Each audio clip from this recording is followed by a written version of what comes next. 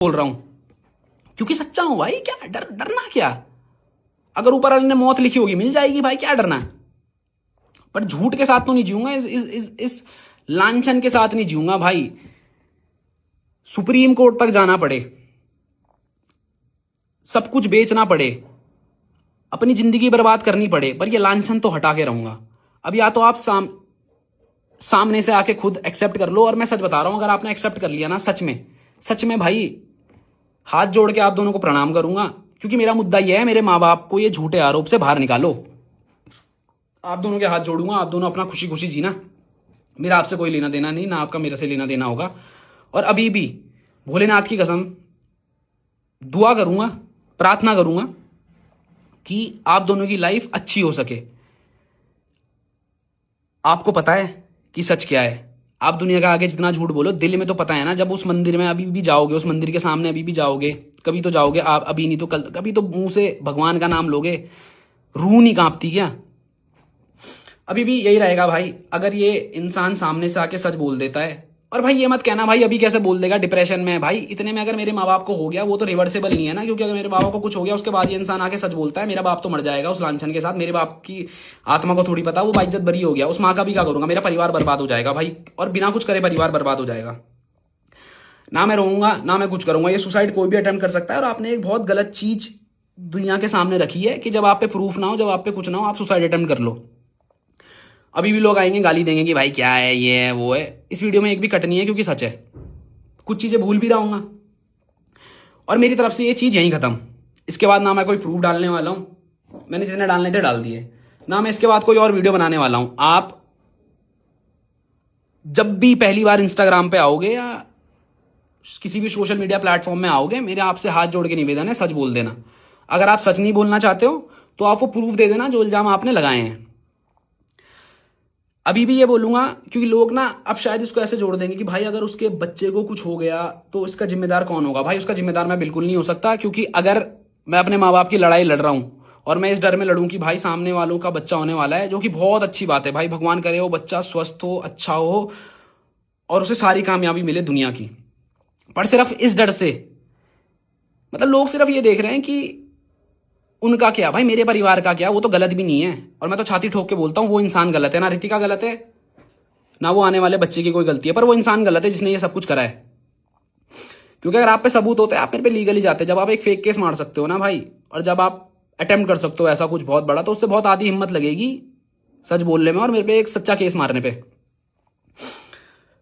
तो इसको यहीं खत्म करते हैं।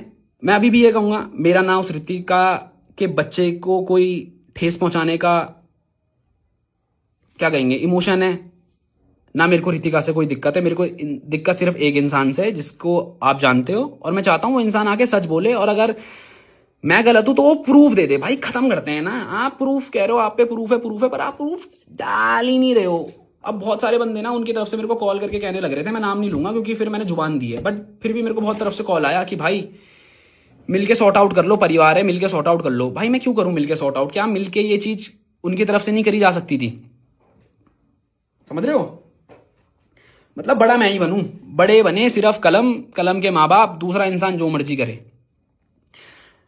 आपका बच्चा होने वाला है, भोले से प्रार्थना करूंगा बहुत स्वस्थ हो, अच्छा हो, बहुत तरक्की करे। पर इससे ये साबित नहीं हो जाता जस्ट बिकॉज आपकी जीवन में खुशियां आने वाली है, आप मेरी खुशियां ले लो।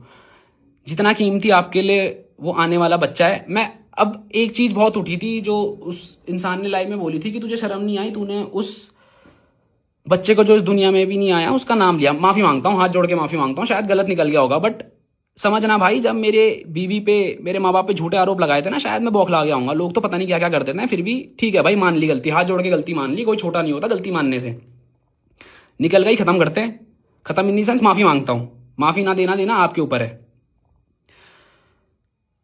तो बस यही है कि अब इस चीज को एक और इमोशन में मत डाल देना कि भाई उस बच्चे को कुछ हो गया, उस बच्चे की जिम्मेदारी मैं नहीं ले सकता हूं, और लॉ के अकॉर्डिंग भी मैं नहीं फंसूंगा भाई। लीगली तो मैं गलत हुई नहीं भाई, लीगली तो मैं साफ हूं, तो इसीलिए वो केस भी था जो रद्द हो चुका है।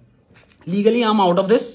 आप लीगली मेरे को छू भी नहीं सकते हो, क्योंकि मैं गलत नहीं हूं। आपको प्रूफ देने पड़ेंगे उन सब चीजों के जो पे आप पे नहीं है। अब बात करते हैं सोशल मीडिया की। तो सोशल मीडिया पे ही ये तमाशा आपने शुरू करा था, मैं ना सामने आया ना मैंने कुछ करा, मैंने बस अपने प्रूफ दिया और मैं अपनी जिंदगी में व्यस्त हो गया था। आपने एक ऐसा कदम लिया जो दुनिया के सामने था, जो बिल्कुल जस्टिफाइड नहीं है।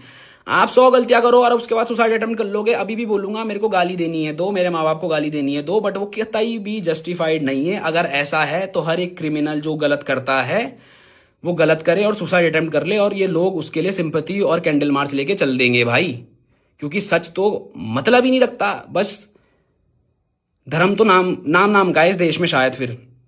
बट ठीक है भाई, कुछ लोग ऐसे भी हैं जो सपोर्ट कर रहे हैं, और मैं उनसे ये वादा करता हूं जितने भी लोग मेरे को सपोर्ट कर रहे हैं आप शर्मिंदा नहीं होंगे। हक से छाती ठोक के बोलता हूं, सच्चा हूं, एंड तक सच्चा रहूंगा, और ना आज तक झूठ बोला है ना बोलूंगा। ठीक है, इस वीडियो को यहीं खत्म करते हैं। फिर से एक और बार लास्ट में ये कहूंगा, अगर आपके अंदर थोड़ी भी शर्म है सामने आके माफी मांग लो, और इस मुद्दे को यहीं खत्म करते हैं। इसके बाद मेरी तरफ से कुछ नहीं होगा, इसके बाद पुलिस अपनी इन्वेस्टिगेशन बैठाएगी मेरे ऊपर और उस केस के ऊपर। मैं आपको नहीं ला रहा हूं भाई, आपको नहीं ला रहा हूं।